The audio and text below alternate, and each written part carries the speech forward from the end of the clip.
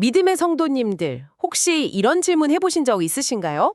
인류의 첫 고향, 그 에덴 동산은 과연 어디에 있었을까 하는 질문이요. 네, 누구나 한 번쯤은 궁금해 봤을 법한 이야기죠. 보통은 메소포타미아, 그러니까 지금의 이라크 어딘가를 막연하게 떠올리실 텐데요. 그런데 오늘 저희가 함께 살펴볼 말씀과 통찰은요, 아주 놀라운 장소를 지목합니다. 네, 바로 예루살렘입니다. 에덴이 저 멀리 사라진 곳이 아니라 바로 예루살렘이라는 그 도시 위에 겹쳐져 있다는 주장인 거죠. 정말 익숙한 생각의 지도를 완전히 뒤집는 이야기인데요. 이 놀라운 통찰은 하버드 대학교의 저명한 고고학자 로렌스 스테이거 교수의 연구와 또 고대 유대교의 전승을 바탕으로 합니다. 그렇습니다. 오늘 우리가 살펴볼 핵심은요. 예루살렘이 그냥 단순한 지리적 공간이 아니라는 겁니다. 하나님의 구속 경륜이 시작되고 또 완성되는 일종의 신학적 중심지라는 거죠. 와, 성경의 지리와 역사가 어떻게 예수 그리스도의 구속사와 이렇게 완벽하게 연결되는지 그 비밀을 함께 파헤쳐보는 시간이 되겠네요. 네, 그걸 증명하기 위해서 성경 속에 숨겨진 4가지 핵심 연결고리를 하나씩 짚어보겠습니다. 정말 흥미로운데요. 첫 번째 단서는 어디서부터 시작되나요? 아주 사소해 보이는 이름 하나에서 시작됩니다. 창세기 2장을 보면 에덴에서 강이 흘러나와서 4갈래로 나뉘거든요. 네네. 그중 두 번째 강의 이름이 바로 기온입니다. 창세기 2장 13절에 둘째 강의 이름은 기온이라 구수 온 땅에 둘렸고 라고 기록되어 있죠. 아, 기온강. 성경 읽으면서 그냥 스쳐 지나갔던 이름 중 하나인데요. 그게 왜 그렇게 중요한 단서가 되는 거죠? 바로 이 지점에서 스테이거 교수의 고고학적 지적이 빛을 발합니다. 그가 고대 근동 지역 전체의 지명과 기록을 정말 샅샅이 뒤졌는데요. 네. 놀랍게도 기온이라는 이름으로 불린 강이나 샘은 딱 한 군데밖에 없었다는 겁니다. 잠깐만요. 그 넓은 고대 근동 전체에서 유일하다고요? 네, 바로 예루살렘 성 동쪽 언덕 아래에 있는 기혼샘이죠. 와, 그건 정말 우연이라고 보기엔 좀 신기한데요. 단순히 이름만 같은 게 아니라는 말씀이시군요. 그렇습니다. 말씀은 이 이름의 일치를 단순한 우연이 아니라 성경의 거대한 그림을 이해하기 위한 하나의 좌표로 보라고 말하는 것 같습니다. 좌표요? 네, 이 기온샘에서부터 시작되는 물줄기를 따라가다 보면요.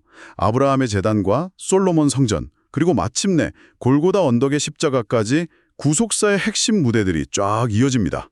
아, 그러니까 기온셈이라는 지리적 표식을 시작점으로 해서 성경의 중요한 사건들이 마치 약속이라도 한 듯 그 주변에서 펼쳐진다는 거군요. 정말 신학적 GPS라는 표현이 떠오르네요. 정확한 표현입니다. 여기서 더 놀라운 건 고대 유대 전승인데요. 태초에 하나님께서 아담을 만드실 때 사용된 흙이요. 네, 그 흙이요. 바로 훗날 예루살렘의 모리아산이 될 곳의 흙이었다는 이야기가 전해져 내려옵니다. 즉 에덴의 가장 중심부가 바로 모리아산이었다는 거죠. 모리아산이라면 창세기 22장에서 하나님께서 아브라함에게 아들 이삭을 바치라고 명령하셨던 바로 그 장소잖아요. 맞습니다. 인류 최초의 조상이 만들어진 바로 그 땅에서 믿음의 조상이 가장 소중한 아들을 바치는 시험을 통과하죠. 그리고 바로 그곳에서 하나님께서 이삭을 대신할 숫양을 준비해 주십니다. 아, 대속, 대신 희생한다는 개념이 성경 역사에서 처음으로 등장하는 순간이네요. 바로 그겁니다. 창조가 이루어진 곳에서 대속의 원리가 처음으로 나타나는 거죠. 듣고 보니 정말 소름이 돋네요. 단순히 장소만 같은 게 아니라 창조와 대속이라는 핵심 주제가 같은 공간에서 겹쳐지고 있었군요. 이야기는 여기서 끝나지 않습니다. 수백 년이 흘러서 다윗 왕 시대에요. 사무엘하 24장을 보면 다윗이 인구조사를 하는 죄를 범해서 이스라엘의 끔찍한 전염병이 돕니다. 네, 기억납니다. 그때 다윗이 하나님의 명령에 따라서 제단을 쌓고 제사를 드려서 재앙을 멈추게 한 장소가 나오는데 바로 아라우나의 타작마당입니다. 그럼 그 타작마당도 모리아산 위에 있었던 건가요? 역대하 3장 1절이 그 질문에 대한 답을 명확하게 해줍니다. 제가 읽어드리겠습니다. 솔로몬이 예루살렘 모리아산에 여호와의 전 건축하기를 시작하니 그곳은 전에 여호와께서 그의 아버지 다윗에게 나타나신 곳이요 여부스 사람 오르난의 타작마당에 다윗이 정한 곳이라. 와, 명확하네요. 아브라함이 이삭을 바치려던 곳, 다윗이 죄를 용서받기 위해 제단을 쌓았던 바로 그 장소에 솔로몬이 성전을 지은 거군요. 네, 이 모든 사건이 정확히 같은 장소에서 일어났다고 성경이 증언하고 있는 겁니다. 마치 이 장소 자체가 죄와 용서 그리고 희생을 위한 무대로 처음부터 정해져 있었던 것처럼요. 에덴에서의 상실이 죄 때문이었으니까 그 회복의 역시 죄를 씻는 희생제사의 장소에서 시작되어야 한다는 그런 의미로 들리네요. 네, 맞습니다.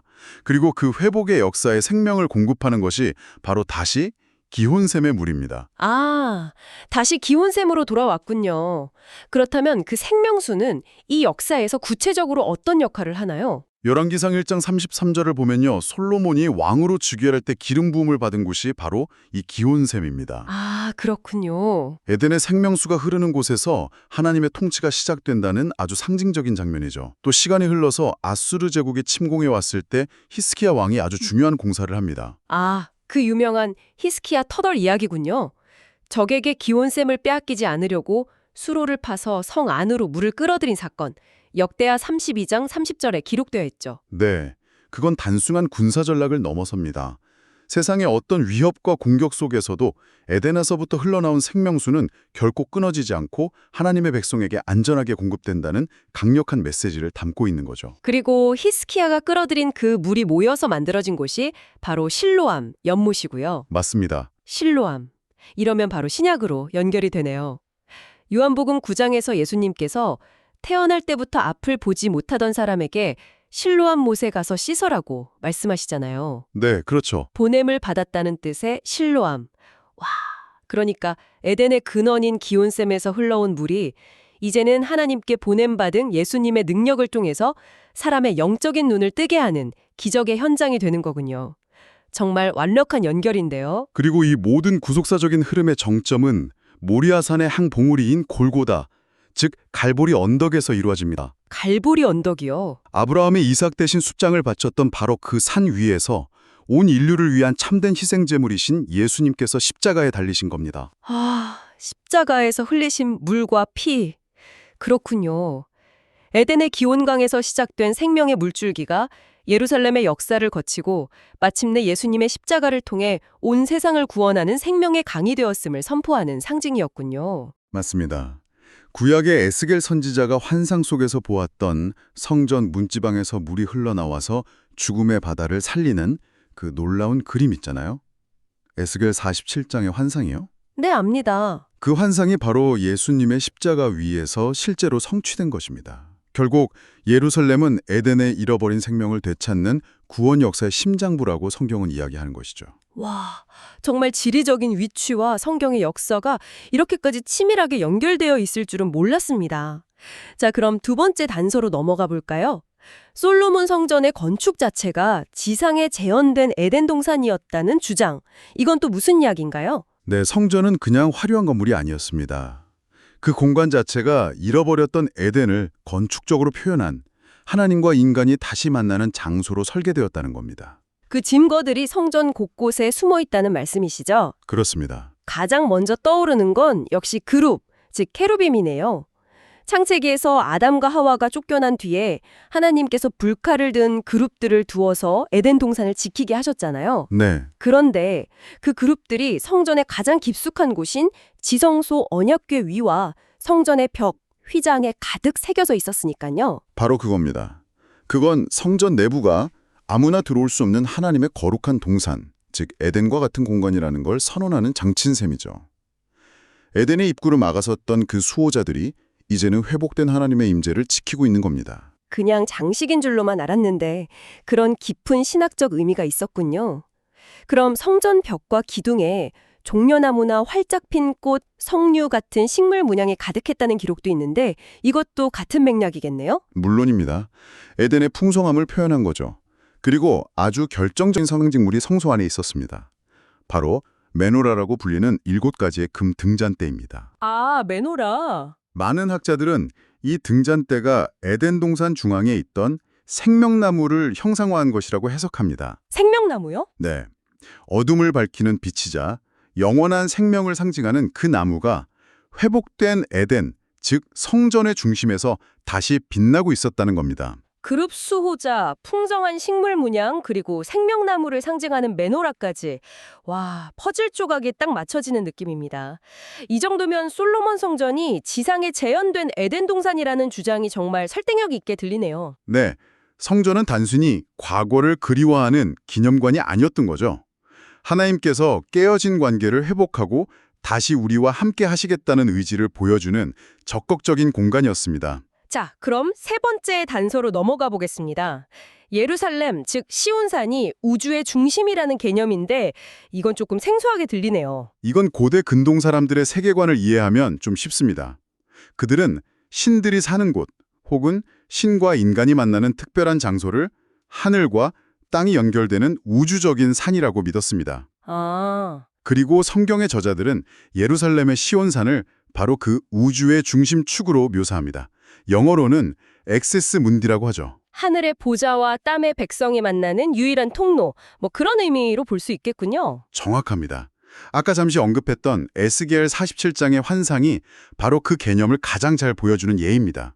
지극히 거룩한 장소인 성전 문지방에서 흘러나온 작은 물줄기가 점점 거대한 강이 되어서 죽음의 상징인 사해바다를 되살리잖아요. 아, 그게 단순히 그 지역만 살린다는 뜻이 아니었군요. 네. 예루살렘이라는 우주의 중심에서 흘러나온 생명력이 온 세상으로 퍼져나가서 죽음을 이기고 생명을 회복시킨다는 그런 우주적인 그림이었던 겁니다. 에덴에서 4개의 강이 흘러나와 온 땅을 적셨던 것처럼 이제는 신학적으로 예루살렘이 그 역할을 이어받아서 온 세상에 생명을 흘려보내는 근원이 되었다. 이런 말씀이시네요. 맞습니다. 그리고 마지막으로 이 모든 해석을 유대교의 오랜 전승들이 아주 강력하게 뒷받침하고 있습니다. 어떤 내용들이죠? 유대교의 여러 문헌들을 보면요. 아담이 창조된 흙이 바로 모리아산의 흙이다. 또 아담이 에덴에서 쫓겨난 후 처음으로 제사를 드린 곳도 바로 그 자리다. 와 같은 기록들이 꾸준히 발견됩니다. 와, 그러니까 인류 역사가 시작된 지점과 구원의 역사가 시작된 지점이 정확히 한 곳, 바로 예루살렘이라는 믿음이 아주 오래전부터 이어져 내려온 거죠. 정말 대단하네요. 오늘 이야기를 종합해보면 예루살렘은 에덴의 강 이름인 기혼을 가진 유일한 셈을 품고 있고 건축적으로는 성전을 통해 에덴을 그대로 재현했으며 신학적으로는 시온산으로서 온 세상의 중심이라는 에덴의 지위를 계승했다는 거군요. 네. 그리고 그 모든 것을 하나로 묶는 가장 중요한 열쇠는 바로 아브라함의 제단에서 시작되어서 갈보리 십자가에서 완성된 대속의 역사입니다. 이 역사를 통해 예루살렘이 바로 에덴에서 잃어버린 영원한 생명을 회복하는 구속사의 핵심 무대임이 증명된다는 것. 이것이 오늘 우리가 살펴본 말씀의 핵심 주장입니다. 그런데 이 놀라운 이야기가 지금 여기를 살아가는 우리와는 어떤 관계가 있을까요? 이제 예루살렘 성전은 더 이상 존재하지 않는데요. 바로 그 지점이 이 모든 이야기의 최종 목적지라고 할 수 있습니다. 신약 성경은 이 거대한 에덴의 회복 이야기가 지리적인 예루살렘을 넘어서 오늘을 살아가는 우리 성도님들께 직접 연결된다고 말합니다. 어떻게 말이죠? 우리 계시는 것을 알지 못하느냐. 아, 우리가 바로 걸어다니는 성전, 이 땅에 재현된 에덴이라는 말씀이시군요. 그렇습니다. 더 나아가서 요한계시록은 구원받은 성도들의 공동체, 즉 교회를 가리켜서 하늘에서 내려오는 거룩한 성, 새 예루살렘이라고 부릅니다. 새 예루살렘이요. 네. 결국 에덴의 회복이라는 이 거대한 프로젝트는 예수님의 십자가로 이미 시작되었고 그분을 믿는 우리 한 사람 한 사람을 통해 그리고 우리들의 모임인 교회를 통해 지금 이 땅에서 계속 이루어지고 있다는 것이죠. 와, 예루살렘이라는 한 도시에서 시작된 이야기가 결국 우리 각자의 삶으로까지 이어지는군요. 에덴에서 시작된 생명수가 예루살렘을 거쳐 갈보리 십자가에서 온 세상을 향한 구원의 강물이 되었고 이제는 그 강물이 우리 안에서 흐른다니 정말 장엄한 이야기입니다. 성경은 바로 그 약속을 우리에게 직접 들려줍니다. 요한복음 7장 38절입니다. 나를 믿는 자는 성경의 이름과 같이 그 배에서 생수의 강이 흘러나오리라 하시니. 아멘! 에덴의 중심에서 흘러나왔던 바로 그 생명수가 이제는 예수님을 믿는 사람 안에서부터 솟아난다고 약속하고 계신 겁니다. 오늘 저희는 예루살렘이 곧 에덴의 원형이라는 아주 흥미로운 주장을 여러 단서를 통해 살펴보았습니다. 이 이야기는 우리에게 마지막으로 이런 질문을 던지는 것 같습니다. 살아있는 성전이여 새로운 예루살렘으로 부름받은 나는 오늘 내 삶의 자리에서 과연 어떤 물을 세상으로 흘려보내고 있는지 말이죠. 각자의 자리에서 한 번쯤 조용히 묵상해보게 만드는 그런 깊은 여운을 남기는 이야기였습니다.